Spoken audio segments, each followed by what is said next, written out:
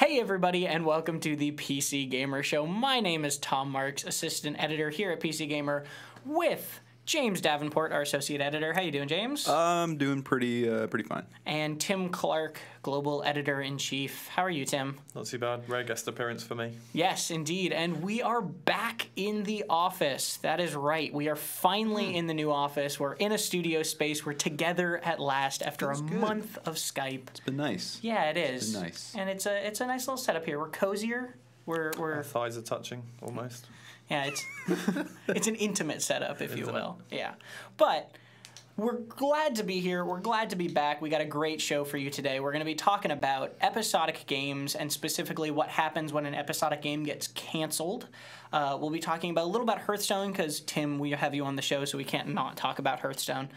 A little about Black Friday, which, for those of you who don't know, is the looming retail day that comes after America's Thanksgiving. And we'll also be discussing kind of how this has been the year of the open world game to an extreme degree. Plus, we'll be taking your questions from Twitch chat. We do not have a Cat Fantastic again this week, but I'm hoping to get that in for next week's show. We will have the triumphant return of Cat Fantastic. But yeah, let's jump right in the show and let's ask what have we been playing? James, what have you been playing lately? You still on that Fallout kick? I was going to ask if you could guess, but yeah. I'm done with Fallout. Well, It's done. It's done with you. Yeah. I'm done for now. Meaning, I just maybe we can talk more about this during the open world discussion. But when it comes to sprawling open world RPGs like Fallout, they're so consuming to me that it becomes less about fun and more about an obligation to the game. What was the thing you felt like you had to get done for you to be free from it? I don't know. That's the thing. It's like life. I'm just living my life in this RPG, looking for some kind of meaning. You didn't have anything you wanted to kind of tick off. I mean, not really. I didn't care about crafting. The story was like I finished the story, and the story was good for a Bethesda game, which means it was shit.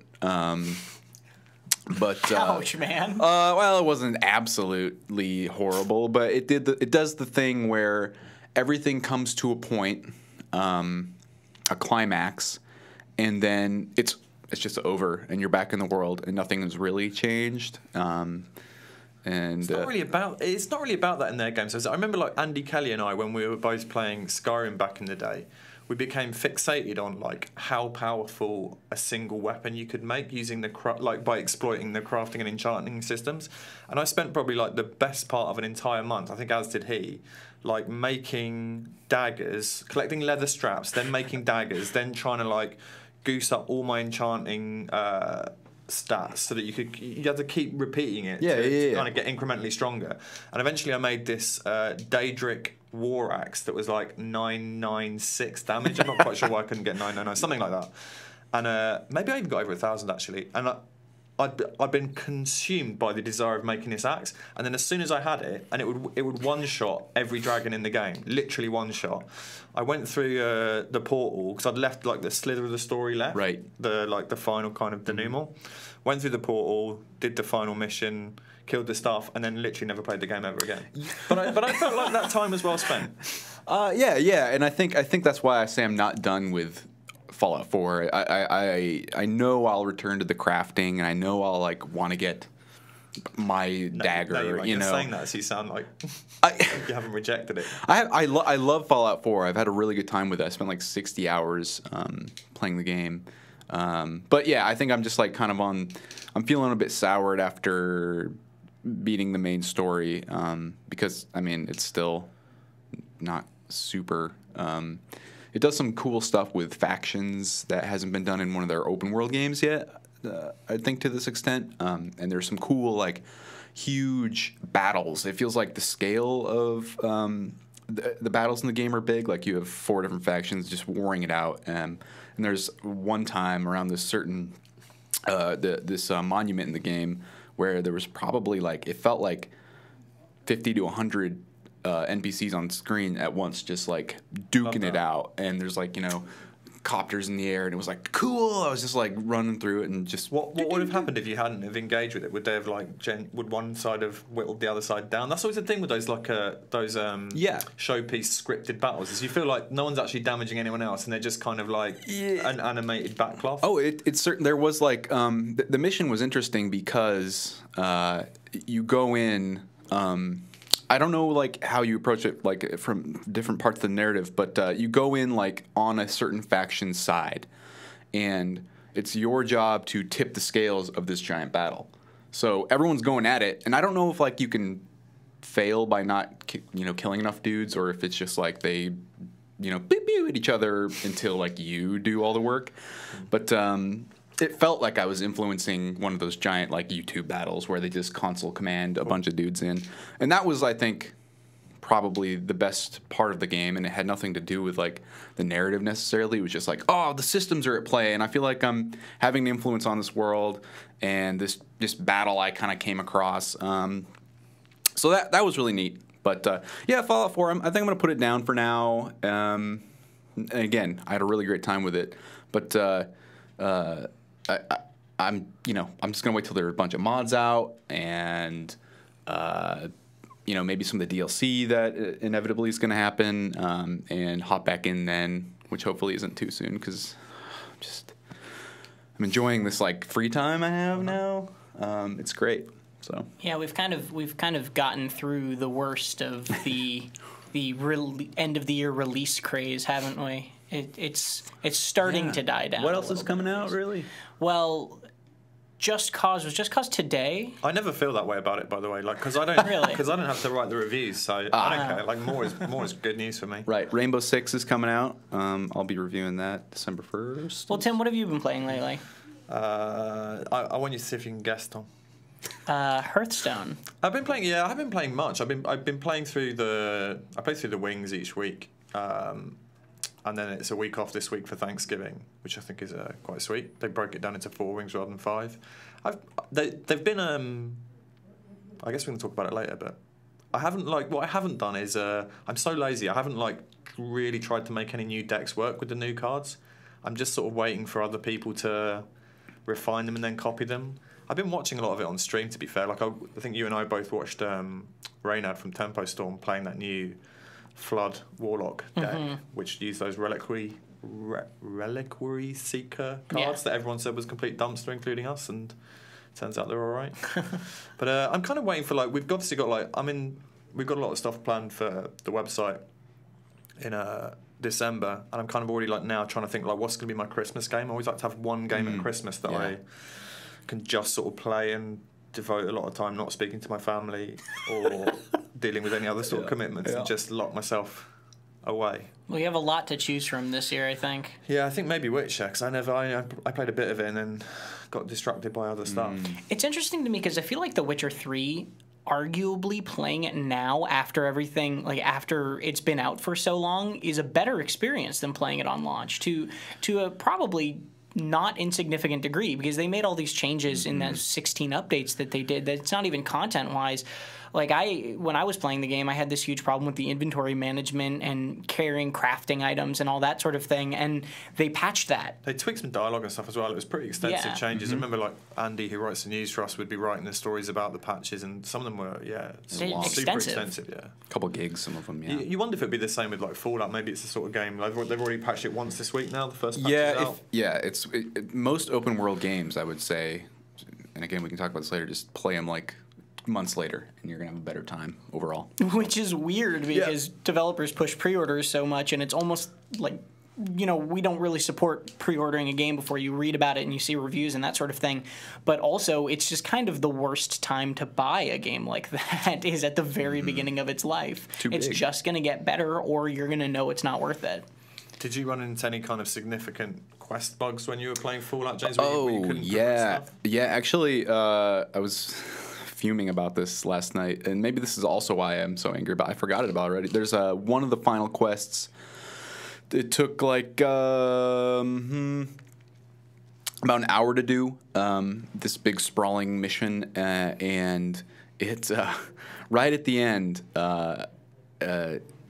when I went to turn the quest in, the quest giver was like stuck on this line of dialogue that was referencing something an hour earlier, and I was like, wait, what's going on here? So I couldn't turn this quest in. I had to redo it all, and it's this kind of emotional, like messed up quest. And it was like this really interesting moment, and I was like, oh shit, I got to do this again, and it was like lost on me the second time. That was a huge bummer. Took the wind out of my sails, and some people still like are just waiting for patches to come out before they can like continue some of their saves. So. That's why I never played GTA 5. Actually, there was a game-breaking, unavoidable, completely repeatable bug that some people had, including myself, where when you got to the first heist in GTA 5, the first like story heist, if you tried to shoot a gun out of a moving car, the whole game would just crash desktop every time. Didn't matter what car, didn't matter what part of the heist. If you were in a heist and you tried to shoot a gun out of a car, the game just stopped. And it happened literally every time I played the game. And I got through to the point where you're in a car in the heist for the third time after having done the mission perfectly the first 3 times, and it crashed. And I was just like, I'm just going to wait for this to get patched. And I never heard it getting patched, and I never went back to the game. There was It's debilitating when that happens. Mm-hmm. There was like a bug in MGS where like if you took Quiet on one of 2 missions, would she disappear forever, or the game would lock out or something like that. It's bad anyway. Like and then it took a while for them to patch it. I had to leave like a sticky on my desktop the whole time saying do not take her on mission 42 or whatever, because I'm so absent-minded. Yeah. So I'll talk about a game that I haven't been playing all week, but I played this week and probably will never go back to, so I feel like it's a good time to talk about it. Well, I won't say never, but last week I talked a little bit about how the Paladins beta had started that Tuesday, and I played a bit of Paladins, and I had played it previously at TwitchCon. This is Hi-Rez's new game. It's like a first-person shooter by Hi-Rez, but it's got MOBA elements in it and that sort of thing, and I just am really not interested in it. Like, I played it, and it was very beautiful, and it was very cool aesthetic, and it was a cool idea, and I liked kind of what they were doing with making it more about control points rather than, like, these long gunfights. Mm-hmm. But the gunplay itself was just kind of so limp that it didn't make me want to keep playing. Guy from Hi-Rez just really sadly shuts the stream. Oh, no. Just shuts the tab. Keep watching. It's okay. But the funny thing is, one of our video guys, our videographer Max, had been playing Paladins too, and he's a big Smite guy. Yeah. And he came up to me in the office last week and was like, have you been playing Paladins? And I was like, yeah, I really don't like it. And he was like, I think it's amazing. And we got into this conversation where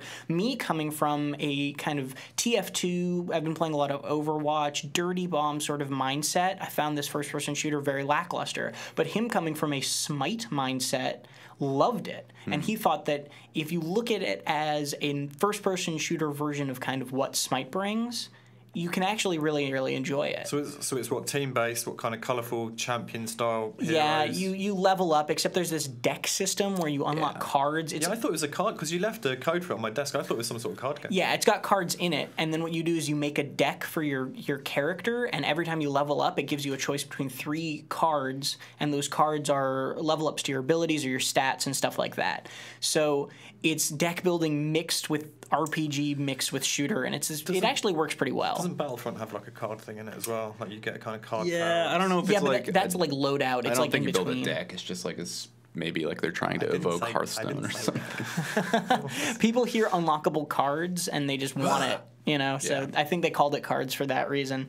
But it's like a cool, fun game. It just really didn't appeal to me as a shooter, and it's in closed beta right now, but they're giving out a lot of beta keys. We did a beta key giveaway last week. Because it didn't feel satisfying, the actual shooting? The actual shooting didn't feel satisfying, but if you come from a Smite background, maybe that's not a problem for you, because the actual like sword play in Smite is not this amazing visceral experience, but it's still a fun game. So I'm sure that there are people that can enjoy it in that same sense. I just wasn't one of those people. It really it was pretty disappointing for me, but we'll see how it goes. It's early on, yeah. It just went into closed beta. I don't mean to just write it off right now at the beginning of its life. I'm just like, rip Paladins. Nice try, guys. Well, I mean, honestly, the thing that I think is most threatening to it is not even just the gameplay, but it's entering into such a saturated market right now. Are you still playing Overwatch like regularly then? I think Overwatch is the game I play more than anything. I just don't want to talk about it on the stream because I feel like people are just going to get sick of hearing me talk about a game they're not allowed to play for the next 6 months. Fair.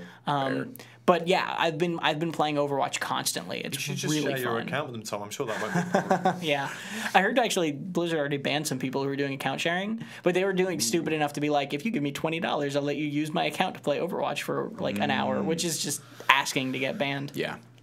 Yeah, so I don't want to talk about Overwatch forever because nobody wants to hear about a game they can't play. And Paladins is in closed beta also, but it's in more readily available closed beta. They seem to be giving out keys more actively than Blizzard is, and you can buy a Founders Pack right now for like $20 that gives you immediate access into the beta. So it is a game that people could be playing right now.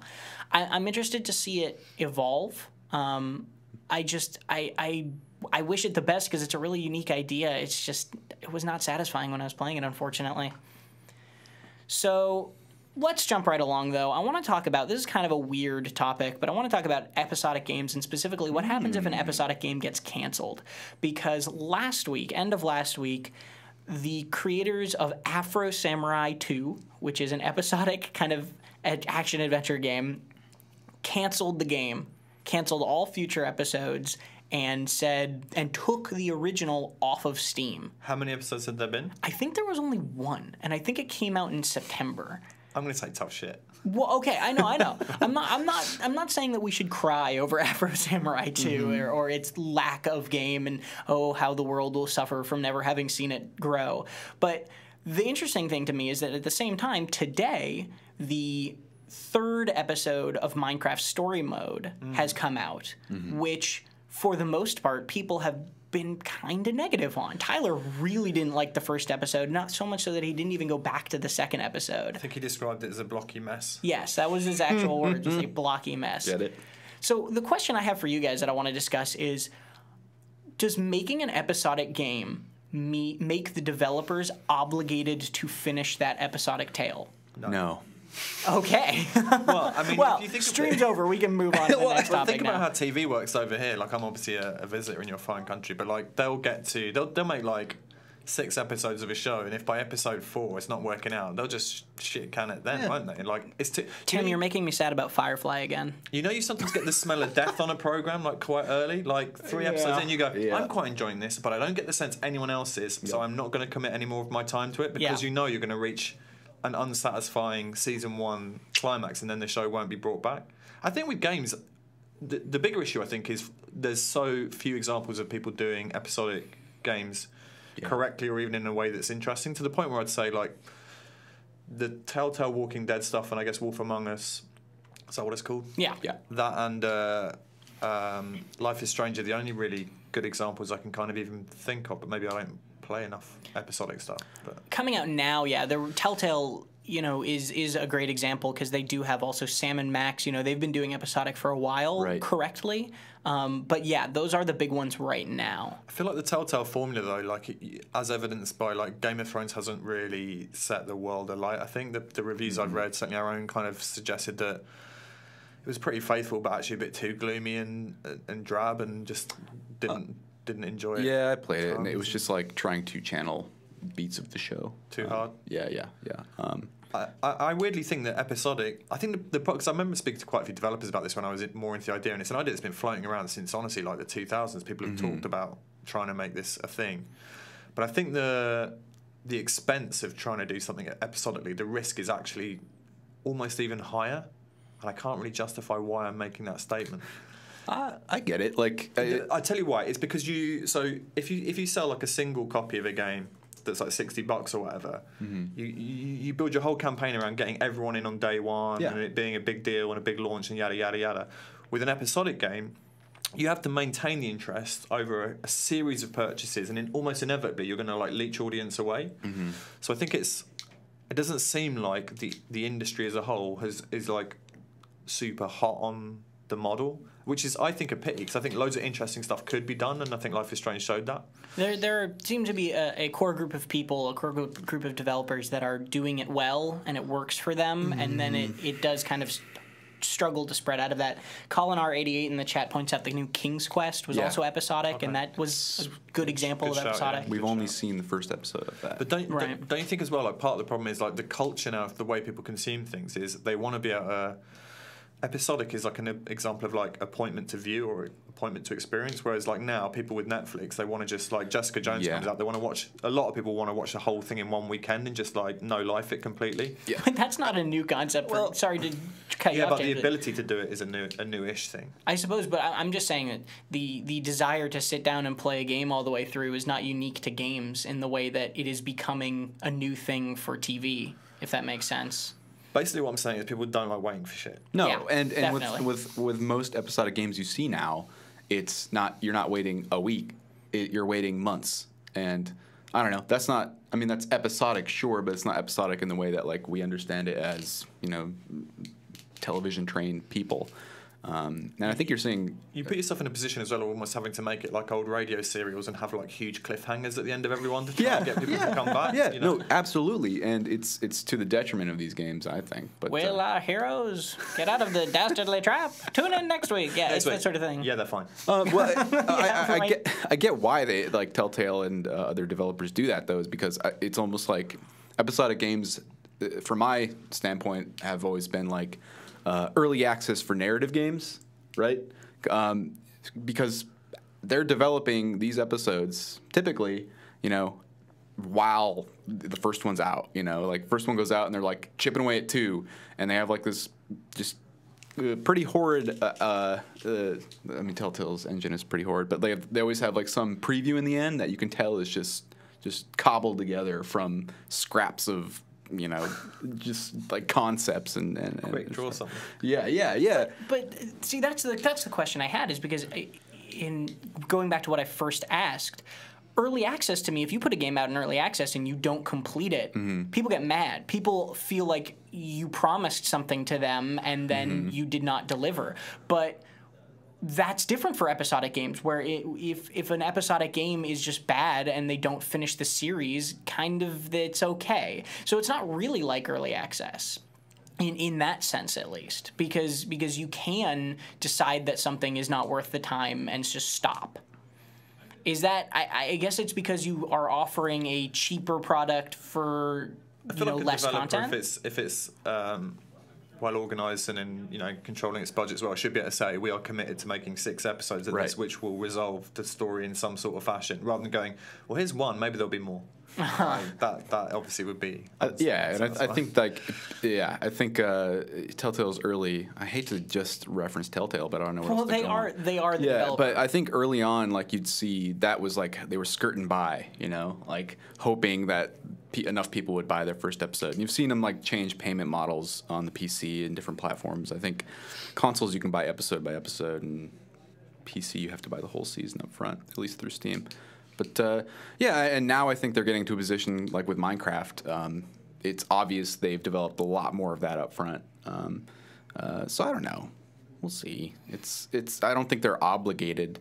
Anyone's obligated to finish like something that isn't making money because games cost a lot of money and take a lot of time. It would be nice if they did. But.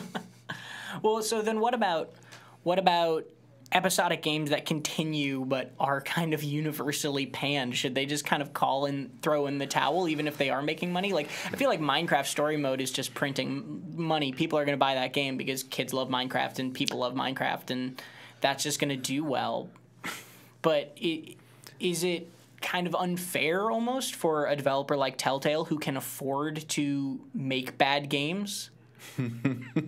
That's kind of a loaded question. Yeah, I know, I mean, like, there's probably some 12-year-olds out there who are just like, whoa, it's my favorite universe and things are happening in it and it's fine. And they don't really, they're not Tyler sitting there in his corner just like, oh, Minecraft, But isn't it like antithetical to what Minecraft is? Like Minecraft is about like you exploring a world and building stuff, and this is the thing where you're like basically straight. Choice. I never understood why there is a Minecraft story mode, like beyond like because Minecraft prints money. Yeah, we must extend the brand. That's it. Yeah. I mean, that's it. I mean, ideally, Minecraft would just be Minecraft and perfect and eternal, but...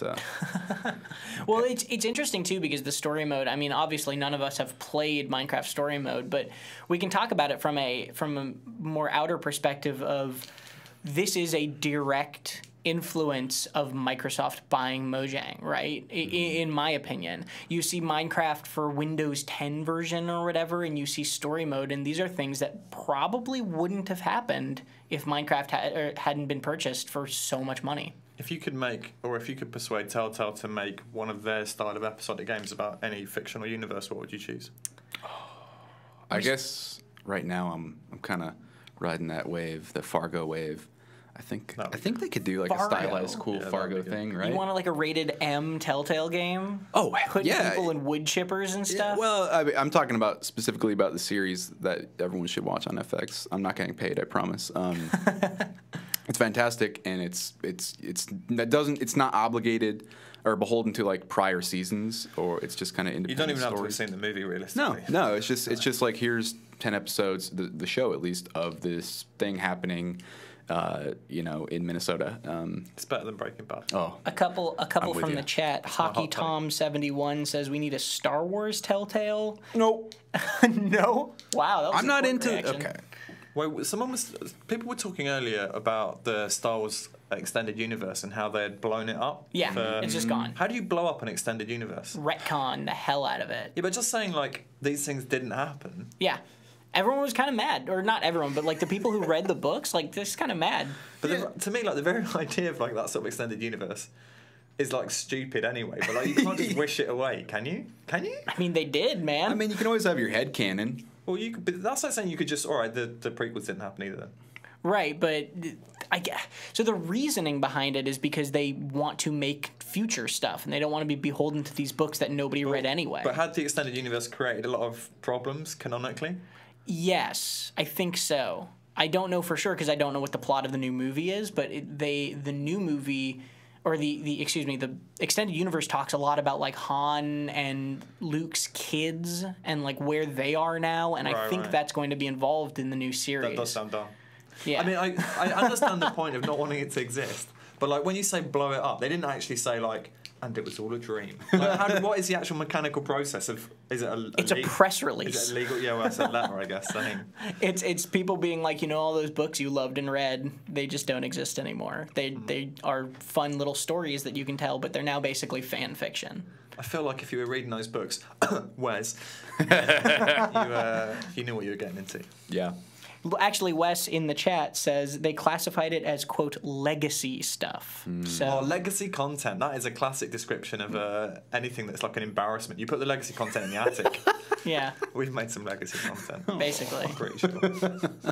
Well, kind of jumping back to games, with relating that to games, League of Legends did a similar thing with all of their story. They just They have said a story? They had a story that actually, when I played League back near the beginning of the game, really loved. They used to release these just like fake newspapers set in the world and like talk about all these events, and they'd use the events to introduce new characters. And then I think it was a year ago when they were updating a patch to the game, they just said, you know what, none of that happened. And they just said, there's actually no story in League of Legends, it's just a game. And I'm not sure 100% why they did that, but they just said, hey, sorry, all those things that you enjoyed reading just don't exist anymore. Wait, but I thought they are back to like creating narrative stuff now, because they had that thing where the character died and then he came back. Right? Yeah, they're creating these kind of little events and stories within the characters specifically, but now like basically none of them relate to each other. Because the story of League of Legends used to be that there was this place called like the Summoners Institute, and these people were these great legends that would get summoned into battle, and you were actually a summoner and controlling a hero. It's a weird line, isn't it, with games like that, where games which like fundamentally don't actually need a story, but like I guess people feel compelled to. Maybe they would be weak without one. I mean, that plot was one of the things that got me into League of Legends. Well, what I'm thinking about specifically is like if you're playing. Sorry to turn it back to Hearthstone, but if you're playing like the League of Explorers expansion, they've made this whole thing of like there are these 4 explorers and they're looking for a staff and da da da, and like. I don't give a shit. Like, I don't care. I guess they just have to give it some flavour and some colour. But even, like, with the previous expansion, when it was, like, the Grand Tournament, the idea that there were all these, like, jousting characters are arriving, I never, like, thought about it in a logical way because it's just a card game on a... I think it's nice, like, for some people to... I don't know, prescribe like the clicks and you're hitting the number keys and like think that you're, or at least like feel like you're having an impact, such a narrative impact. Such a role player. Well, I mean, you know what I mean. Like, that's not what I would do. I don't play League of Legends and go, all right, fuck yeah, I'm gonna get like This is my RPG. I like the characters having lore. That's the weird thing. I just don't. I can't ascribe a story or thing like, this game of Hearthstone I'm playing is part of this grander plot. That's absurd. The plot is some arsehole is trying to smash my face in and saying well played every turn. That's a good enough plot. So before we move on to actually talking about Hearthstone, I just want to take a minute to highlight some of the amazing Telltale ideas that have come out of the chat right now. We will score them out of 100. So each idea. I'll tell you what we would have reviewed them. Marvel is an easy one. 0. No, Marvel. It's almost too broad. It's too broad. So I think they would have bitten off more than they could chew, and it would have ended up at 74. Multiple requests for an adult XXX Telltale game. No. Well, they need to give a more specific genre. They need a better engine first. They need to say it should be like the Basic Instinct game. Oh no, Doctor Who. Can't just say porn. All these Doctor Who would be franchises and brands. Doctor Who would be terrible. BBC would meddle in it too much. Doctor Who is just bad now. It's so bad, right? It's bad now. Sorry, everybody. I like Peter Capaldi, but he sucks as the Doctor. Actually, I think this season is pretty good. I think that this season is pulling it back a little bit, but we don't have to PC game. Do you know, PC game. Do you know this is my girlfriend says this, but you know, like how they try and make him less of a creepy old dude is like they put sunglasses on him, because that worked for fucking David Caruso, right? Sorry for swearing. Yeah, I don't think we're not meant to swear. They give him the glasses and the guitar this season to Doctor Who. Who likes the old guy with the guitar? What is he like? Dire Straits? It's awful. Well, we can move right along. Let's talk about Hearthstone now. Oh God! Is that all the ideas? I thought there was going to be better. No, there's more. There's Looney Tunes, Invader Zim. Why? JBJ Blaze says Hatred, the Telltale game. Oh God. 64. 64 out of 100. Looney Tunes could be fun, like little 5-minute vignettes, maybe. Futurama is actually not a bad idea. Futurama's a good shout. I think Futurama would be a good one. 82 Futurama. What about original ideas? They already did Strong Bad, so they've done cartoon ones before. Yeah. I think this would be good. I would like Telltale to do the Inspector Morse series, which is a British police drama. I wanted them to do Really Sherlock slow. Holmes in the 22nd century, if anybody remembers that cartoon show. I'm thinking. Why do you like bad things, Tom? They're more fun than good things. Telltale does Infinite Jest. You couldn't resist it, could you? This is a man who... Telltale is Moby Dick. We'll do this story then. In James's job interview, he had his bookshelf in the background with Infinite Jest. You think that was carefully an accident? Placed. Yeah, I didn't believe it for a second. Okay, let's talk about Hearthstone, though. Okay. So we'll make it brief because I've already banged on about it. Yeah, well. So those of you who don't know, we're now in the third week of the League of Explorers, which is the next expansion for Hearthstone. Got announced at BlizzCon and came out a week later. This week, since it's Thanksgiving this Thursday, they are not doing a week. They're taking a break, and then there'll be 2 more wings. But I want to take a minute to talk about this, Tim, because when they first announced the expansion at BlizzCon, we were both pretty skeptical of it. And I think rightfully so, because the last couple expansions hadn't really... You were quite enthusiastic, Tom. I thought it was very cool, and I still maintain that I think it's one of the best... Aesthetically, it's probably the best thing that they've done for the game. It is beautiful. The music is great. The art is great. The jokes and the characters and the designs are just amazing. It's really, really good. But I was really skeptical of whether that would actually help kind of the underlying problems of the game. And the last 2 weeks, I think it has. There's been all these crazy new decks. There's been new archetypes. It's really been an impressive influx of life into the game. I think what we didn't kind of grasp at the time, perhaps unsurprisingly, was what an effect a couple of significant cards could have. And you've seen with Reno Jackson 2 weeks ago, we wrote a story on the site about how it was probably the most powerful card since Emperor Thaurissan. He's a card that he commits you to running not many duplicates in your deck, but if you can fulfill that criteria when you play him, he'll completely heal you. So he's a counter measure to decks which are super aggressive, which is one of the big kind of chief complaints amongst the community. Although he hasn't probably done enough still to quell aggro druid, and there's a new aggro shaman and a new aggro warlock. Thank you, Reynad, for both of those decks. I think those decks are probably quite reprehensible. Although I saw someone calling him Chemo Jackson instead of Reno Jackson in pretty bad taste because he was meant to cure the cancer of the ladder deck. Oh man. Yeah. The other card released last week, Brown Bronzebeard, is one which doubles your battle cry effects. I've been playing around with that a bit in Dragon Priest. Fun. Yeah. It's a lot of fun interactions. I don't know. I think we were wrong that the cards wouldn't have enough of an effect on the metagame. I think we are still right, if you feel the same way, that the game still needs like a wider shake-up. There's still like a lot of cards which are problematic. Your kind of mad scientists of this world, your death spites of this world that are just too strong. Yeah, and I think that we're going to see that definitely more in the next, like, a month from now. We're going to see the meta calm down once all the cards are out. I agree with that. But I think that the cards have had a more significant effect immediately on the game than I expected them to. Yeah, definitely. Which I'm very happy about. But I also wanted to talk about just the Discover mechanic in general, how much I like it. So those of you who don't know, this new mechanic that they added to the game is called Discover, and it gives you an option of 3 cards just randomly, and then you get to pick one of those cards to put in your hand. And it'll always be like, discover a 3-cost card, and then it'll show you 3 cards that could either be from the neutrals or your class cards. And then you pick one and you put it in your hand, and so it's basically drawing, but drawing from outside your deck. It's not like a completely random draw either, because it's weighted towards class cards, Yeah. which They're 4 times more by and likely. large are better than neutral cards. Yeah, yeah. So there's a stronger chance of getting a good outcome. And the funny thing about this is that there's a lot of random effects in the game already, and especially put a random card in your hand, like Unstable Portal, but they were always kind of very hostile random, right? Like they were either very, very good for you or very, very bad for you, and you never really got those draws that were like, oh, this is like an okay draw in this moment.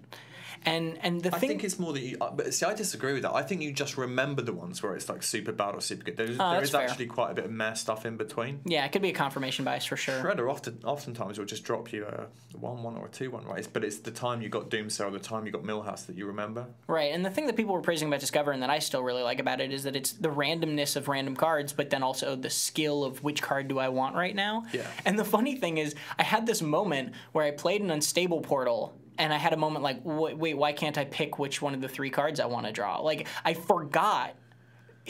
Discover is such a cool, unique, interesting mechanic that it makes all those cards that, like Web Spinner and Unstable Portal, that put a random card in your hand, just feel old and obsolete almost. I think the really smart thing about the way Discover works is they were really wary about giving people ways to draw more cards from their own deck, because one of the what's consistently led to decks being degenerate is the ability to draw through the entire deck, so that you have like, you put a win condition in it that's like a particular combo or something happening, and if you can see your whole deck, you can almost invariably activate that combo.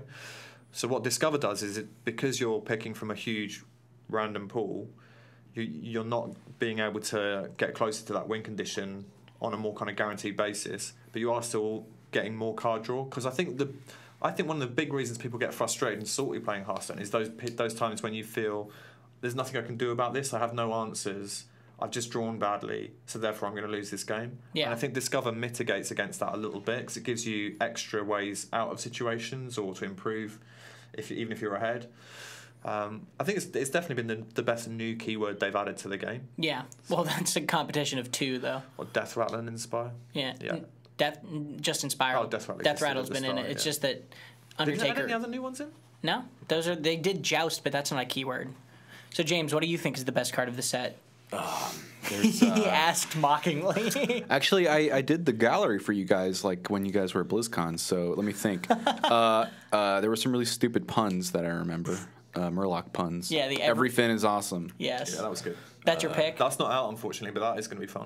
Yeah. Well, What's I guess. the other Murloc pun? It's another Finn. Everything is awesome. Any Finn can happen. That's what it is. There it is. Everything is awesome is a better pun. It is. It's also a reference to the Lego movie. So Yeah, there you go. it has some layers. And it's got 2 layers. 2 layers.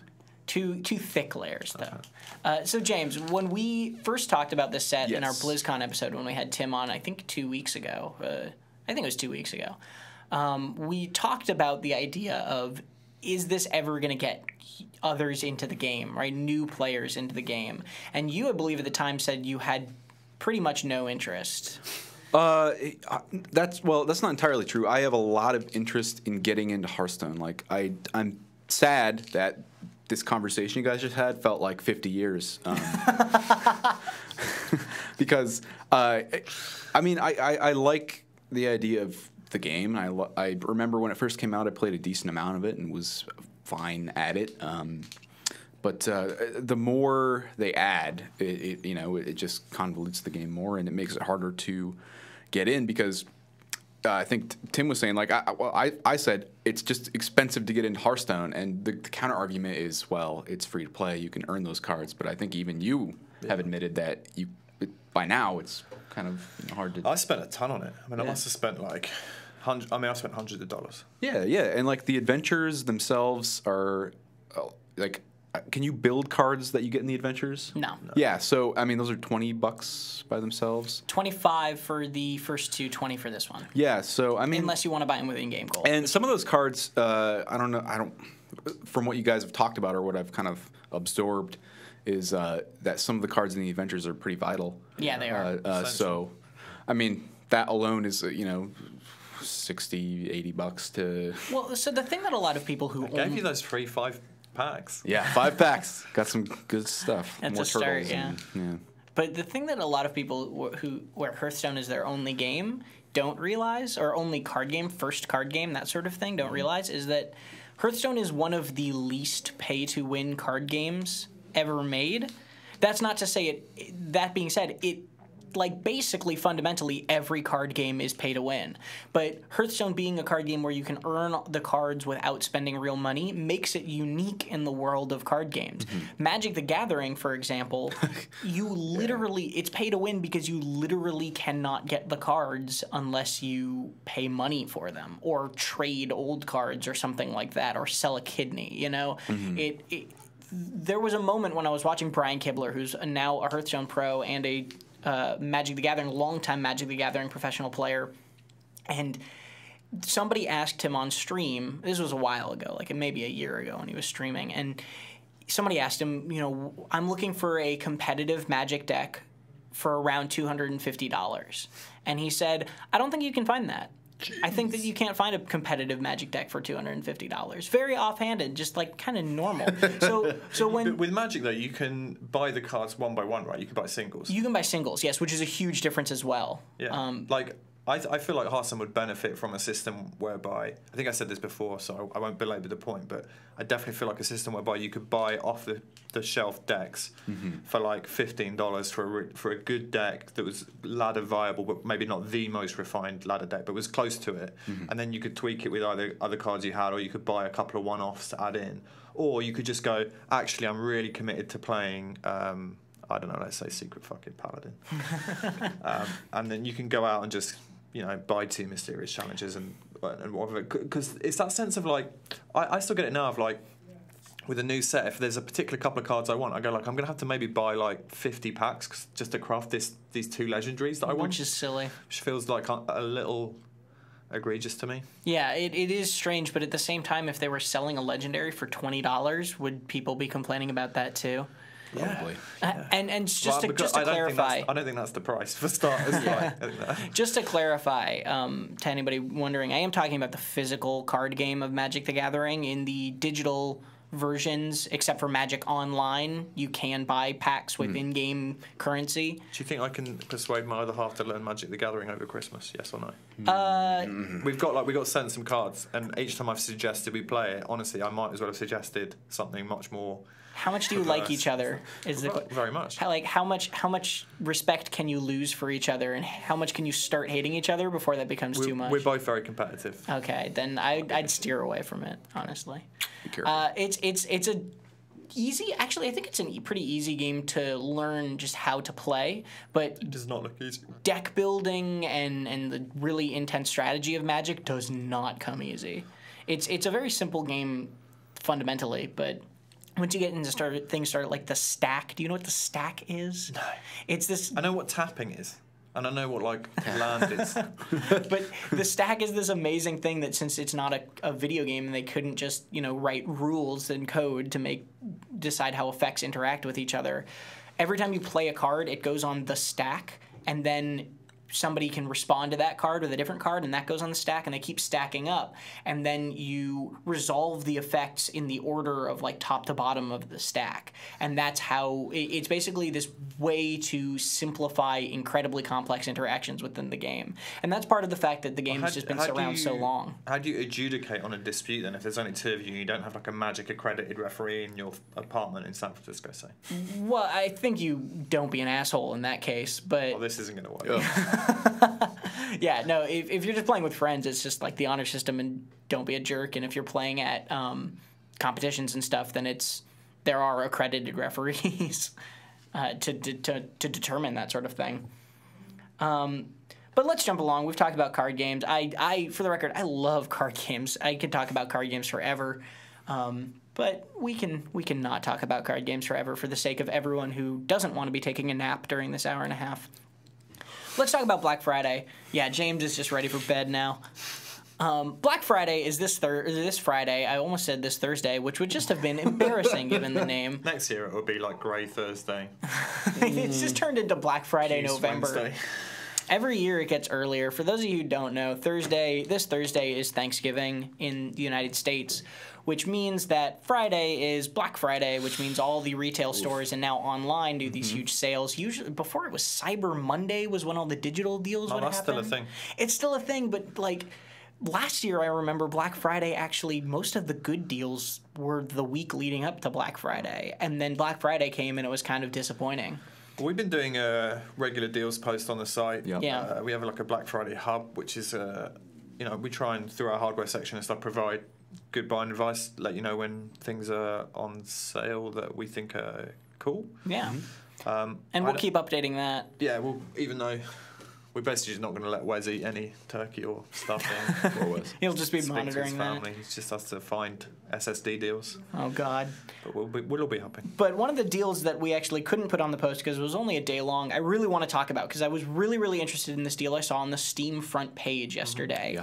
Where they were selling a Steam machine, Cyber, Syber, which is a PC builder, was selling a PC for $300. And it was usually $500, but for just yesterday, they had two $100 rebates for it. What was the spec? The specs were it had an i3-4160, which is like, a fine processor. It's not a very good one, but it's okay. It's a budget machine.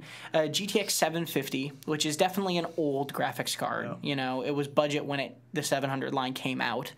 4 gigs of RAM, 500 gig hard drive, and a Steam controller, which is $50 on its own.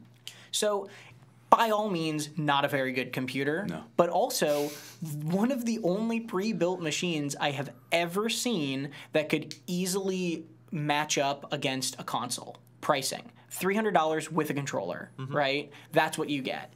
And I thought it was interesting because do you think this is the year where people start buying stuff like that for holiday seasons and holiday gifts? No. Can you finally buy a $300? You guys are saying no to every question I ask. Literally, this is the most negative stream. No, that's what you get when you invite me on. Oh, man. I'm a grump. I meant smile a lot, but I'm a grump. No, I feel like each time you mention Steam machines, I have to be reminded that they're a thing. And I was someone who was fairly enthusiastic about the idea of it because I'm I'm not like a technical whiz at all. Like Wes, the idea of having something pre-built for me is fine. Like I'm not a snob about that stuff at all. Like I don't mind. Yeah, and I totally, I personally wouldn't buy a pre-built machine just because I've become very comfortable building a PC. But I totally understand.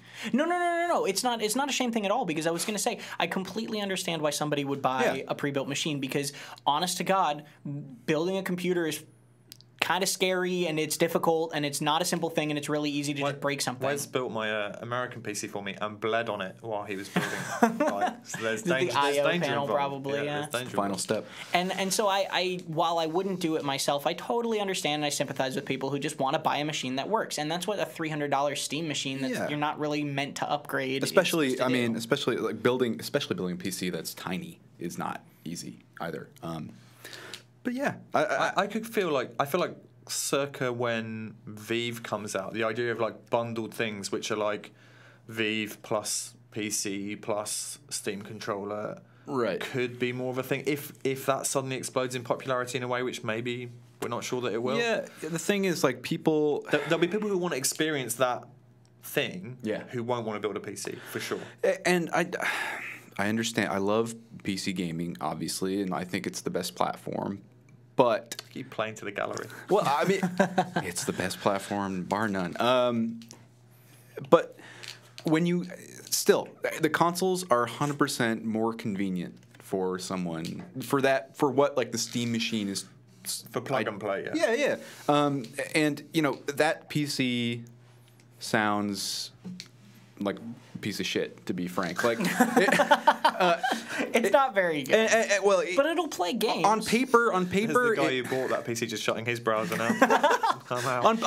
On paper, it might be like able to stand up to an Xbox or PlayStation 4 or whatever. No one's optimizing for that. Yeah, but no one's optimizing for that. So I mean, Battlefront looks amazing on the PS4. My roommate has it, and he's been playing it all week. And I'm like, Jesus, that looks great. And I play it on the PC. I'm like, this looks really good too. But my PC is like 1,000 times more powerful, and it's like running at a similar frame rate with similar graphical options, and that's because like people are optimizing games for specific platforms, set target, proprietary hardware that they don't have to worry about. Like when it comes to something like that, they're developing Battlefront. They're not going to say, "Oh, let's accommodate for every GPU and like." No matter how easy you make it to buy a pre-built PC, the fact remains that it's a variable hardware, and it's games aren't going to run as easy, and like navigating the Steam store and installing games and all that stuff is still somewhat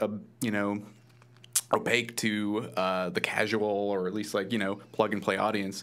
So it's I don't know. I don't think PC gaming needs to ever try and be console gaming.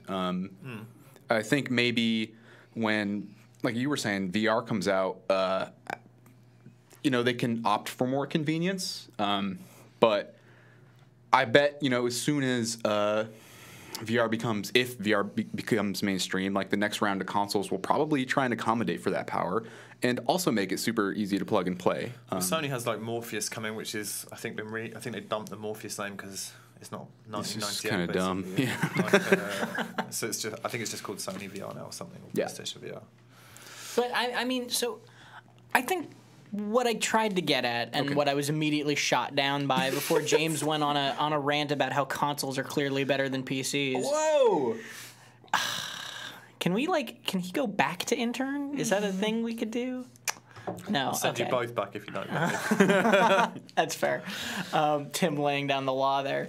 No, so the point I was trying to get at, though, is that to me this is a turning point. Right, this is the first time that that $300 PC is the turning point. Well, to a degree, yes, because it's not a very good PC, and like you said, I do agree, James, that PCs at this point in time are still too complicated, right. Too much work to really be just like a grab, plug and play sort of thing, even at the similar price point. But to me, this represents a moment where it's not unrealistic that might be a thing, and it's not unrealistic that PCs could be that way a year or two down the line. To me, there's almost there's a kind of separate. I don't know how much we want to talk about this sort of stuff, but there's like a separate question, which is that. So the previous console model was like 10 years long, PlayStation something like that. 3 and Xbox 360. And yeah. I'm not sure amongst like you look at Microsoft, how much they're trying to make moves to entrench themselves back in, they call it, the Windows gaming space. I'm not sure how much appetite Sony will have for launching a new box. So given that you're not going to be getting this kind of every 5 years or every 10 years refresh of the console thing, like PC stuff, even though, like as James, you completely correctly said, developers having to work to a variable platform and it's tougher to optimize, and therefore like the gains you might expect in terms of performance over these simple boxes aren't always as big as you would hope they would be, and then sometimes you in fact get situations like you have with Batman where they end up ludicrously, the PC version being worse or less stable. But extrapolate from here where we are now to like 2-3 years down the line of like consistent improvements in graphic card technology and all the other kind of PC components, and it's easy to see that at that point it becomes like pretty compelling for like if you want to play multi-format stuff, you'd be kind of nuts not to be doing it on PC, right? Yeah, and hopefully that'll happen too, and hopefully that gap will spread. Yeah. VR will help it'll make that gap bigger between PC and console, because I think there's going to be a point where like games are just not going to run nearly as well on console in VR, ever. The fact as well, I would say, like and this is another thing, like the Windows 10 has been like, I would say mostly a success versus like the previous debacle. It has. Is significant, right? Like if they had dropped the ball again, it would have, I think. But that's what Microsoft does, is every other OS is terrible and every other OS is great, right? Well, hopefully they're learning. Windows 8 was awful. Windows 7 was good. Windows Vista was awful. Yeah, that's not. Windows XP was good. The one before Windows XP, I can't remember right now, was awful. Literally, they just go back and forth. They break something, they fix it. You don't have good hopes for Windows 11. I do not. Why do you think they skipped Windows 9? They wanted to just get over the hump. If anything, I think this $300 PC points out that I don't think, like I said, I stand by the point. I don't think PC gaming should ever try to be easy or like console, be console gaming. It's unique because it's weird and complex and allows for more developers to do more crazy stuff. But if anything, it says, well, hey, if I was in high school and I saw a $300 PC, I would lose my mind. Yeah. I would be like, oh my God, I can finally get into this hobby because like it's affordable. Like if anything, the console cycle slowing down is going to mean that like there's less of a desire, less games being developed for high-end systems. There might be the Star Citizen here and there or whatever, but PC hardware that's capable of like playing the games you see being developed is going to be cheaper and cheaper and cheaper, and it's going to be easier and easier to get into the hobby, and like that's really exciting to me. So the barrier to entry will keep shrinking. Yeah, I mean that's what I hope. I think VR is going to VR is going to be its own thing, but I think just PC gaming in general is going to be a lot easier to just hop into. I mean, I used to teach high school. I knew so many students who were just like angry that they couldn't afford it. And including myself, I was an angry student once. I still am an angry guy, but I just hope it's more affordable and easy to get into because it's a fun hobby. It is less daunting, even if it's not going to take over the market. It's a $300 PC seems so much more friendly, I guess. He's got to be getting a cut of this deal. I have said the developer of it once, and the deal was only yesterday. That PC is $500 again. So I just think it's interesting that it can hit that point, and I'm really excited to be seeing that happen. What other stuff will you be buying on Black Friday? Anything? I'm gonna keep an eye out for a graphics card and some RAM. Okay. I really would like to upgrade to a 970. Right now I'm at a 760, which is like a totally decent card, but it's not quite enough for streaming from home and that sort of thing. I also have 8 gigs of RAM, and I'd really like to upgrade to 16. So there's some things here and there. I will not be upgrading my mouse or keyboard, which are both over a decade old, because I love them too much. Well, on the subject of keyboards, in the Office move, this is a really boring story. Okay. Get ready. Strap in. The Office move, you know how to sell a story, Tim. I'm sorry. So I had this Corsair keyboard, and then in the process of the move, snapped off the little foot from it that made it angle up a bit from when you type, so then I couldn't use it anymore. Was that the Corsair K70 or? I think so, yeah. And then Evan, who left, RIP, he's not dead. He's in Seattle.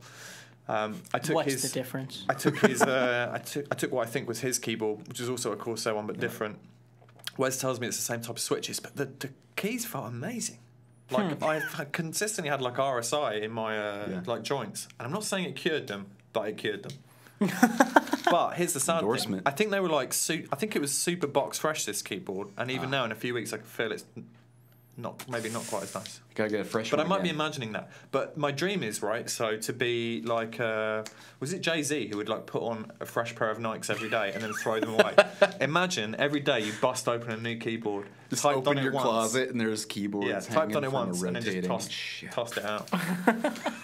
That new keyboard smell every morning. Oh, that new keyboard smell. I feel like the keyboard is like the least useful thing to do that with on a PC. Like, wouldn't you want to do that with like the mouse more? The click, that first click. Yeah, I don't know. Yeah, maybe. It depends. You never forget your first click, boat. Tom. But PCs don't, or at least keyboards, I feel like don't deteriorate very quickly. Maybe I'm wrong about that. It just feels like almost all of this is certainly in my mind. The psychosis of Tim Clark. That's like the idea of if you just donate all of your socks and wear your socks for one day, right? That's the lovely idea of just that feeling, that new sock feeling every day. Well, you use at home like an absolute dumpster keyboard, right? Yeah, well, it's not, okay.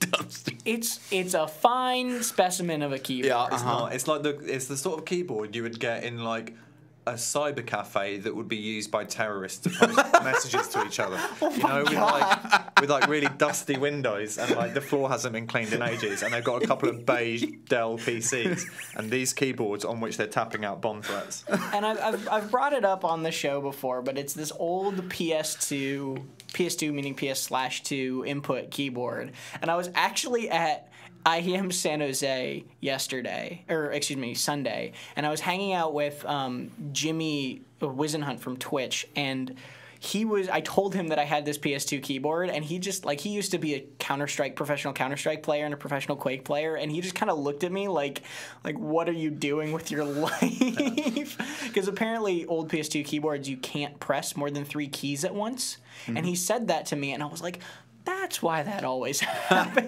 There you go.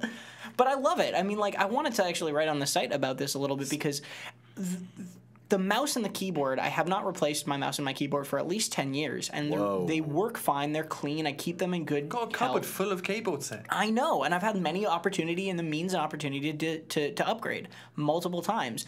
But the mouse and the keyboard are the literal thing that you interface with your computer. Right? That is your connection into the internet and the games and everything. The keyboard you said, I never thought about it like this, Tom. So, I don't upgrade those because the idea of having to get used to a new thing is just daunting to me. I like the interface and I like the way that it reacts to, how I react to it and that stuff now, and I don't want to relearn a new thing. I'm lazy. You've gone full lawnmower man with this shittest keyboard in America. I will not be looking for a new keyboard this Black Friday. I don't understand. That's okay. We still like you. But you, James, you going to buy anything? Probably the complete Seinfeld collection on DVD. Can you get that on DVD? I don't know. I don't know. I don't really want anything. I'm considering buying a new PC or building a new PC, but I don't know. I'm not dying to. Might wait till VR comes out and I have something I know will work with that. I don't know. I'd like a new microphone. Oh, that might be it. So there you go. Well, let's stop talking about Black Friday. If you guys, once again, if you have any desire for things you're keeping an eye out for, please keep an eye out at PCGamer.com. We're going to have lots of Black Friday deals and that sort of thing. We're going to sort through everything. It's in the nav bar. You can see it. It says Black Friday on PC Gamer. Yes, you can. So if you go to PCGamer.com, we'll have all of the deals that we've seen there. And then also, if you, just as a sort of PSA, if you're looking at something from Amazon that you got to not from us, tell us about it because we'll put it up on the site as well if it's a good deal. But also, there's a site that I love called Camel. It's literally just camel.com, and you can put in an Amazon link, and you'll be able to see the price history of that item for its entire lifespan. So if you're ever hesitant about buying something, because Amazon, does those things where it's 50% off, and it's not actually 50% off, it's always 50% off, you'll be able to see if it's actually a deal. So don't get duped. Buy smart. We're going to try to help with that. And don't get ringered into these fake Black Friday deals. Basically, that's my friendly public service announcement for the day and the show. But let's move on. Let's talk about some open world games because this year has really been the year of the open world game. We did a piece about the best open world games last week on the site, and 80% of them were from the last year or two. Right, and part of that is that technology is getting to the point where they can be that. What do you guys think? Do you like seeing more open world games, or do you kind of miss the on rails story that comes with older games of yore now? Because I feel like every major AAA release this year has been open world. You have Just Cause 3 is coming out next week. Assassin's Creed Syndicate was the most recent one last week. There was Fallout 4. There was, if you want to go back farther, there's The Witcher, there's Dying Light, there's Metal Gear Solid 5, there's GTA 5. There were just so many open world games this year. I think what's interesting to me is I think some of the best games are the ones which splice open world stuff with more traditional single player campaign stuff and those kind of beats. I was talking to, I think, Mark Darrah from BioWare at the start of the year about Dragon Age Inquisitions, which is a game which has a big world bit that's semi-open, and then obviously big kind of scripted story stuff as well. And when we were talking about it, I said to him, like, is this, like, are we, because there was obviously, like, Fallout coming down the path, there was Witcher on the way, and then their game. And I sort of said, oh, is this, is it just that we're in this kind of weird golden age of RPGs? And he was like, he said, like, he felt more like that it was that Skyrim specifically had, with what it had done in open world, like, opened the door for that sort of expansiveness. And that's, you only had to see, like, the response to that game and then Fallout, and partly that's that people love the Bethesda model. But I think people also love,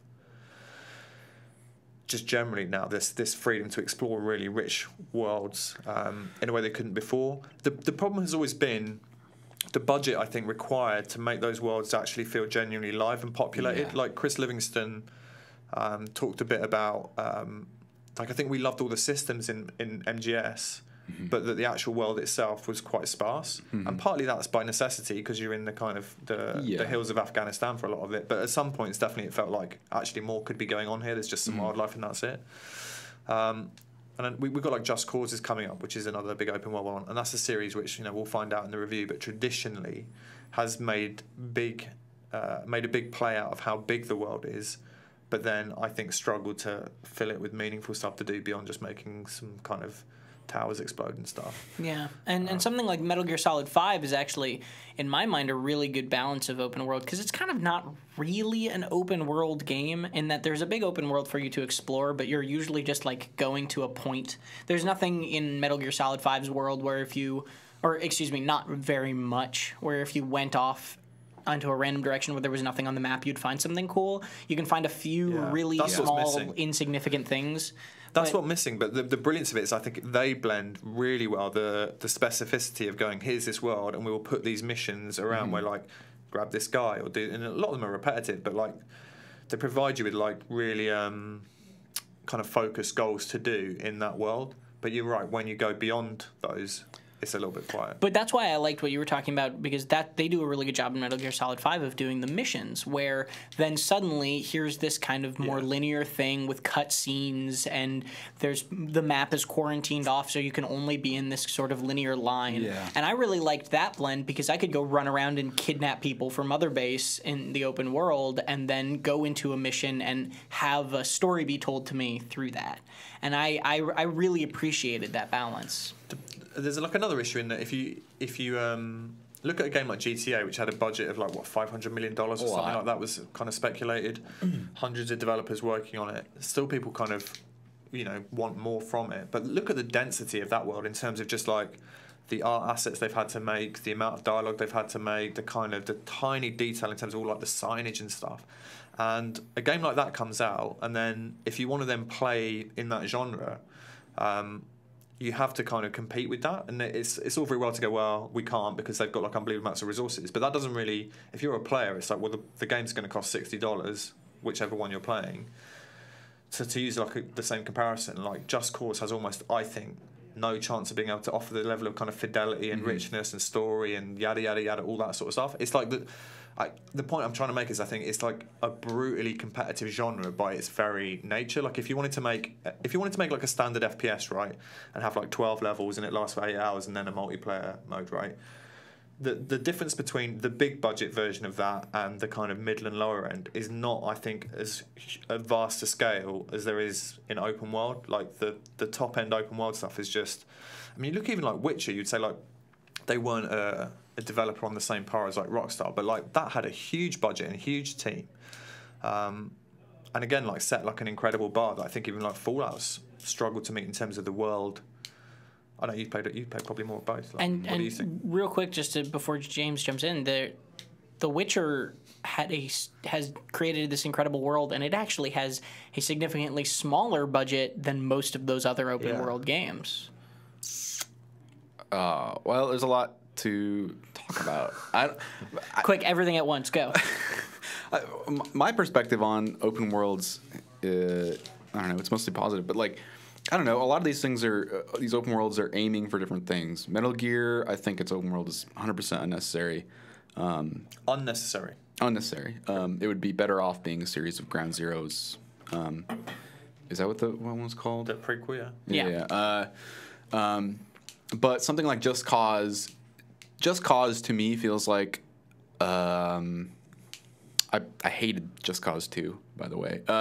It feels like someone just said, here's some mountains and a nondescript I think it's South American or something locale, which basically functions as not a place to feel like a contiguous world, but just a place to dink around. It might as well be like a big black white box that you can just explode shit in.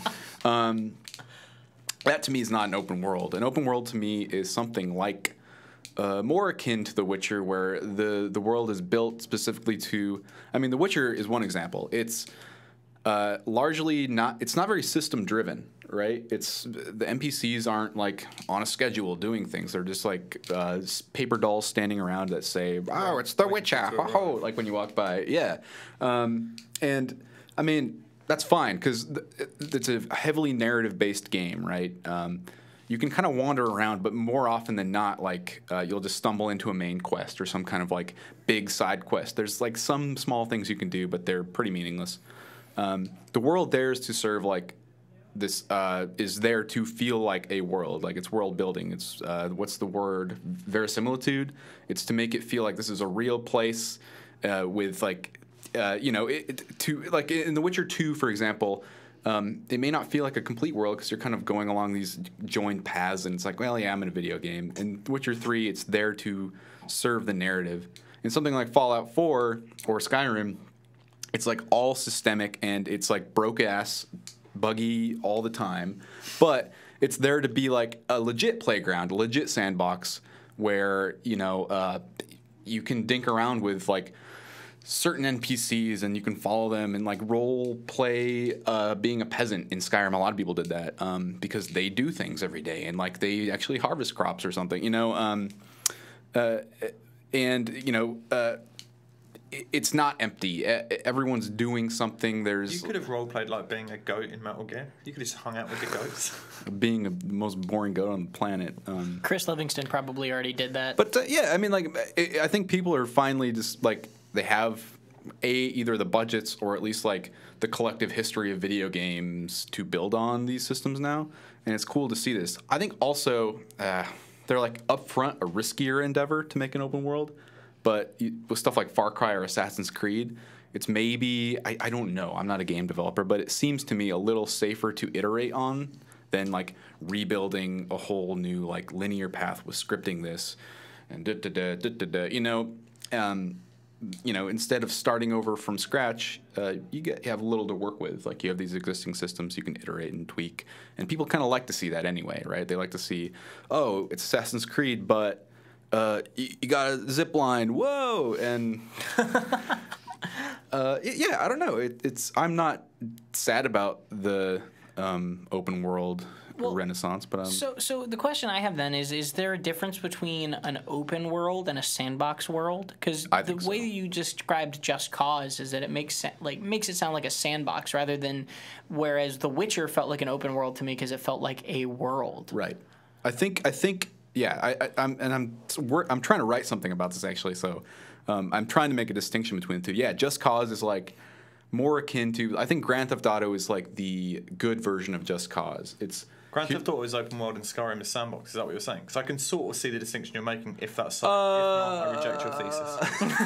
Well, I don't know what terminology to apply to these quite yet, but I feel open world in the sense that it's an RPG and it's meant to make you feel like Skyrim or The Witcher are sort of these to give you a sense of this living in world. Something like a Skyrim, you have all these abilities and the creatures have the kind of slightly more complex behaviour so that you can play with them and exploit the systems in a way that I kind of feel like GTA in a funny way has got less and less sandboxy as it's gone on. It was much more I remember playing GTA 3, the first of the 3D ones, and completing missions by building roadblocks of cars that I'd parked, and then because you knew with the way the mission was going to go, and it would work. Whereas now it's kind of there's so much of it more is scripted. It won't let you do that sort of stuff. Yeah, It doesn't seem to anyway. Yeah, and I feel like people have that's why the multiplayer has been so successful, because it just plays to the strengths of just dinking around with what they give you.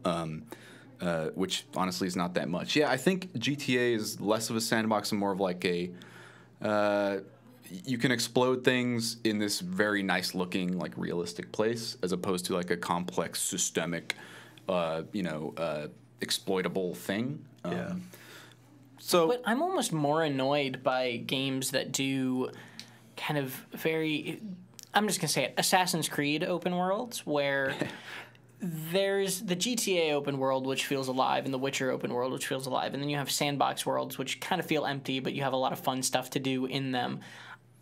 I feel like Assassin's Creed is almost the middle point, where it's like there's this big open world and it kind of feels alive, but the only thing that you can really do in it is like pick up these arbitrarily placed eagle feathers and climb towers so that you can look over a point and somebody can be like, "Ah," and then you get a map piece. So it's this weird in between where it's this live open world that all of the tasks and things you can do in it are just incredibly artificial within that world. Assassin's Creed, like, fundamentally is like a grind game, I think. You look at the map and it's got like 1 trillion things on, divided into like X different types of activity, and you grind through them. Yeah, and the maps like there aren't. The worlds in Assassin's Creed don't feel. I mean, people always talk about them like it's like traveling through history. I think they look like shit. But like they feel like remaps of all. You think they look like shit? I don't think they look very. I don't know. They don't feel authentic. Come on, 4 looked amazing. The pirates one. Yeah. Oh, but okay. Did you play 4, 3? you're on a goddamn pirate ship. Like that's different, right? You're in the ocean. So the thing about I love those sea shanties. But I mean, like what you're doing in Assassin's Creed in most games is like running around. Oh, here's the thing I grab in this game. Except it's got like it's from the Renaissance or whatever.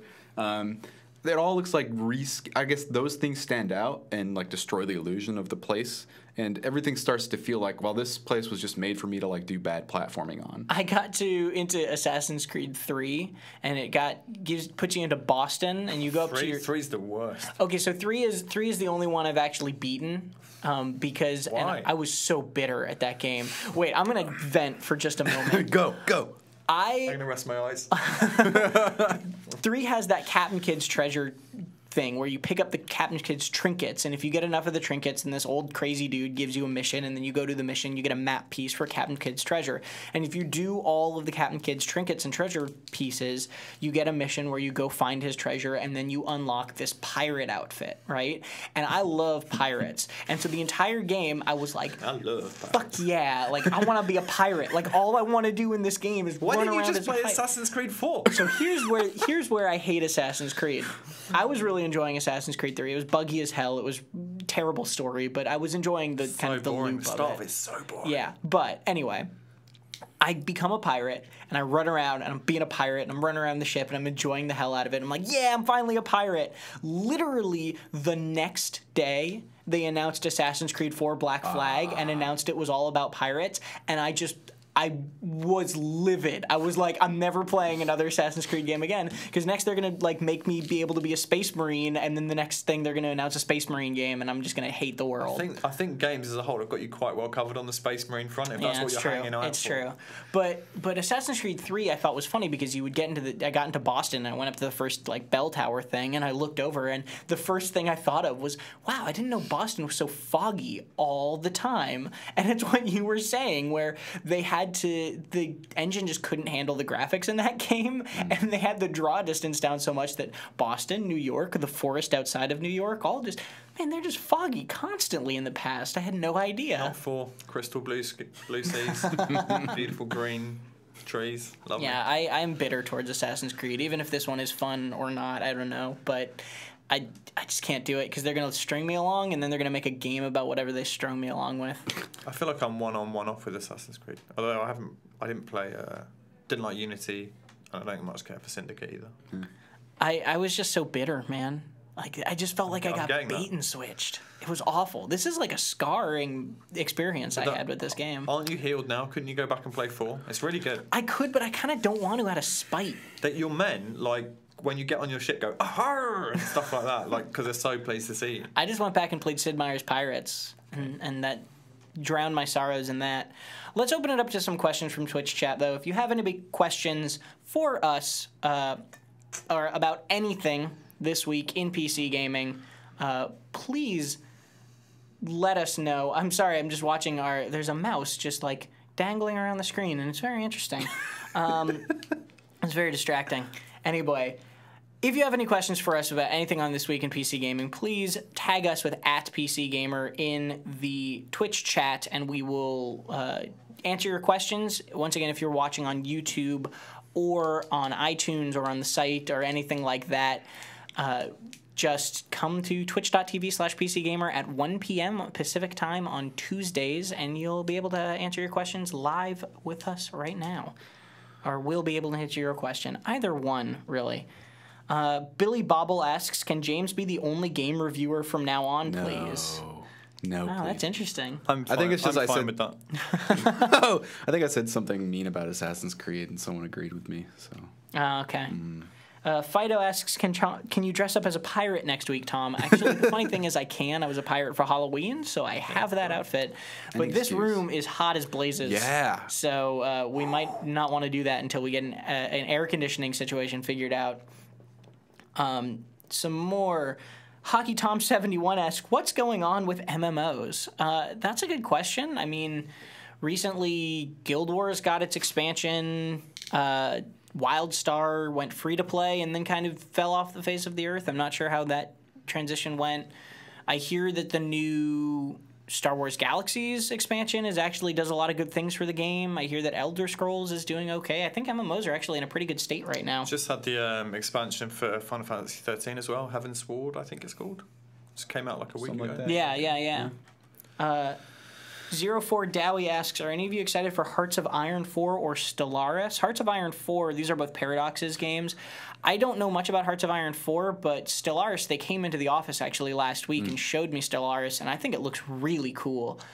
It was one of the first kind of grand strategy games that I was like, I kind of want to play this. This Is that the one you were playing in the boardroom? Yeah, it was I that watched one. through the window for a little bit. It's a cool game. It's very pretty. And I like that it's not just like a 4X game. Paradox doesn't really make 4X games. They make grand strategy, which is this weird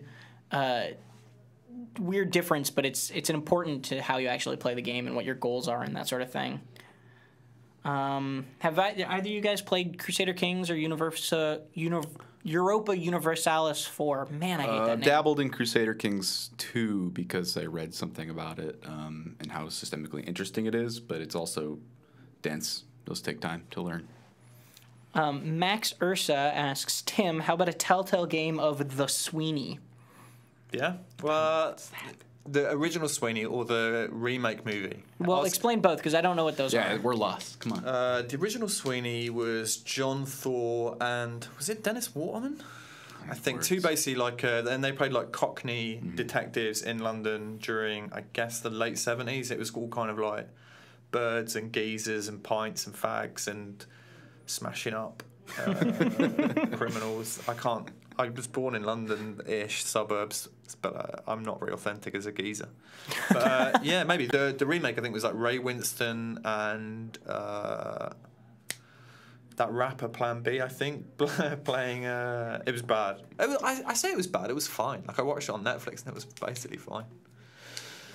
Yeah. So yes. Panzerg 2 says, shout out to Andy Kelly's amazing article on Fallout 4. It was good. Game has gotten too much good press from gaming websites with not enough criticism. That's a good shout. The only thing I slightly resent is that people sometimes say, like, if we say something nice, like, it must mean, I don't know, like, we've just... Sometimes people just like things, right? Yeah. And, like, you may not like the same thing. But Yeah, just because we like a game doesn't mean we were paid off to talk about it. Well, and the article in question is, I forget what it's called, but it's, Fallout 4 is a good game, bad RPG. Yeah, and so, I mean... Don't take that article as him like shitting on the game entirely. I think a lot of us like the game. I love the game, but yeah, I agree. I mean, alternatively, I wasn't a huge fan though. So Phil Savage in his review, which I think was excellent and scored it fairly. Like, you know, he drew out like a number of criticisms and complaints of it, and we discussed as a team like throughout the time he was reviewing it. Other people would be playing it too, and they would share their experiences. And not everyone thinks the same thing, but Andy's point of view is very eloquently explained and legit. Max Ursus is the original Sweeney, by the way. Okay, I'm in then. Tell him I'm in. Get Telltale on the phone. Yeah. Yeah, but I really liked Andy Kelly's piece about basically he was just pointing out that, you know, Fallout is a very fun game, but its RPG elements are really lackluster and very 100%. crummy, basically, which I'd agree with, but also I didn't play much of the game because I just really didn't get hooked by it very much. Let's see.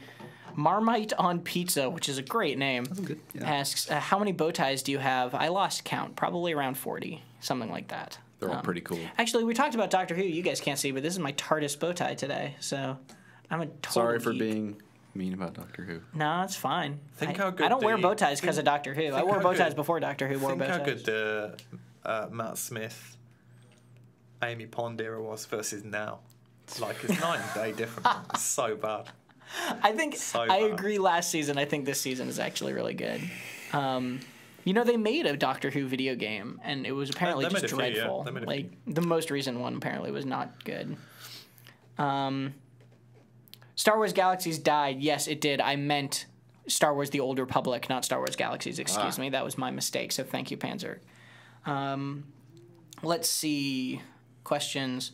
Why does it seem like Matteo asks, why does it seem like game journalists get so much crap? It seems like people always want to criticize guys like you for just having your own opinions. Hey. And it's we won't touch. I love that guy. Thank you. Basically, I think what part of it comes from, and we're not going to dive into the deep delve of what it's like to be a games journalist because nobody is crying for us right now. But And rightly so. yeah, exactly. That didn't mean that to say that people should be at any point. But I think part of it is that a lot of people will see opinions that we write and are very passionate about and assume that we are saying that is the way it always is and it is fact. And a lot of the time when we write opinion pieces, they're opinions, right? We know that not everyone will agree with them. Review, like, at its core, review is subjective. It always will be and always should be. You can't write an objective review about a game. I was out last night drinking with Tyler and a couple other people who write about games in different capacities, and we were talking about reviews, and obviously, like, there's an element with which all of us, and I include myself, you go to, like, to take it out of games for a second, I might go to, like, a movie site to read a review of a film I've seen, or I might go to, like, Pitchfork and read a review of an album I already own, and, like, if the reviewer's opinion, like, significantly diverges from mine, I'll be like, well, this guy's an idiot. This guy, he doesn't get it. And that's kind of natural, and with those things, they feel much more like movies and music. You're not going to kind of just go, well, the bass playing was bad, so that's the reason that album sucked, or like, oh, I saw the mic dip into the shot, so that film is a failure. Whereas with games, I think they're a mixture of, they are more of a mixture of, like, the aesthetic and the mechanical. Like, I've banged this drum a few times. I know this may be controversial, but I have this analogy that's, I think writing about games is more akin to writing about things like cars, actually, and not in the sense that it's to, like, boys and products and stuff, but, like, a car is something which has to do, like, it has to fulfill its function, right? It has to get you from A to B in an efficient way, not break down, have a load of features that are kind of like, it has to have sat nav and airbags and whatever, and it could be more expensive or less expensive. But also, there's an emotional response to it, which is the way the car looks, the way it feels, how you feel about yourself when you drive it. I'm not saying games equal cars, but the job of writing, I think, is a mixture then of, like, aesthetic and mechanical evaluation. So when you're reviewing a game, I think you're both responding to it as the person you are, who's, like, grown up how you've grown up and the tastes and opinions you've developed, but you also have a job of going, actually, these things don't work, and I can break down for you why I think, as a piece of design, they've haven't hit the goal they seem to have set out for themselves. Does that make sense? Anyone curious why Tim is editor-in-chief? That speech right there should explain it to you. Simply put, I think, unfortunately, big old bunch of bullshit. a lot of people just, like, look at score numbers, and maybe if it doesn't, like, reinforce their own opinion, they'll react. It's tricky as well, because, like, plenty of people, there's also, like, I think a slightly elitist counterpoint of, like, well, I wish reviews didn't have any scores. They're most of the problem. But as, like, someone who consumes scores in all sorts of other aspects, like, I think they're a useful shorthand for, like, I think this game, which is an open world game, let's say, sits around about here in the pantheon of current open world games on this platform. I don't think that's irrelevant, and I don't think I should go, I'm not going to tell you, you must read all 3,000 words. Like, like, if you want to skim it, if you want to skim it and read the last paragraph and look at the score, that's up to you, man. Like, I'm not going to tell you what to do. And I don't know, it's just like, it's another way of delivering some information. I'm with you. Scores for life, man. Come on. Let's move on then. We've talked about Inside Baseball enough. Fido asked, what do you think of the upcoming Roller Coaster Tycoon World? Which I just... Is that the Atari one? Yeah. And I just really quickly want to express that I have no idea because their original footage of it looked really dreadful. Yeah. And then they had to delay the game, and there were not good reports of the beta weekend they did, and I feel like I saw it at GDC early this year. I thought it looked so bad I didn't even know what to say about it. Yeah. But since then I've heard other people saying maybe it looks a bit better. But like and the delay is interesting, right? It basically the answer is I have personally no idea because I'm more interested in is it Planet Coaster? The one I'm really the interested in Frontier Planet guys? Coaster. Yeah. I feel like I've got more faith in probably the heritage that's within that studio. And also, you don't need faith to justify it because they released a gameplay video where they looked at their crowd mechanics and how each entity and each person was an actual thing. Like, they wouldn't walk through each other or anything like that. And immediately, I was just like, this looks great. Like, this looks like what a coaster game should be. As well, yeah. Yeah. Oh, me too. So I think Planet Coaster is where I'm putting my roller coaster hopes as well. Roller coaster dollar has been earmarked. But betting on which roller coaster game will come out ahead is a lot of ups and downs in that. No. A lot of twists and turns. Get out of here. Loop de loop or two. Stop. Stop the this show. Is horrible. Shut it down. Well, unfortunately, I think we're going to have to stop the show. Bad puns aside, we are out of time. So thank you very much to everybody who joined us today on the PC Gamer Show. Once again, this is our first stream from the new office in our new studio. Very hot studio. And very hot studio. There are some things we need to work out, like air conditioning and that sort of thing. But if there's anything you're very passionate about, any feedback you have for us about audio quality, camera setup, topics, anything you'd like to talk about, James's beard, working on it. my stupid keyboard, Tim's obsession with Hearthstone. Next time I come on, if I get invited back on, I'll talk about only games that aren't Hearthstone. Okay. I'll hold you to that. Be better prepared. More importantly, the listeners will hold you to that. Yeah. Okay. But if you have any questions or comments or anything like that, please go to pcgamer.com/podcast, and this will be the first link, and you can click on it and leave any comments you have in the comments of that article, and we read them. We do. Or you can do it on the YouTube page at youtube.com/PCGamer. Anywhere you post them, and we'll try to see them. And please, we value your feedback, so let us know. But thank you very much. Once again, I've been Tom Marks with James Davenport and Tim Clark. Thanks very much for joining us, guys, and we'll see you next week, Tuesday, 1 p.m. Pacific time.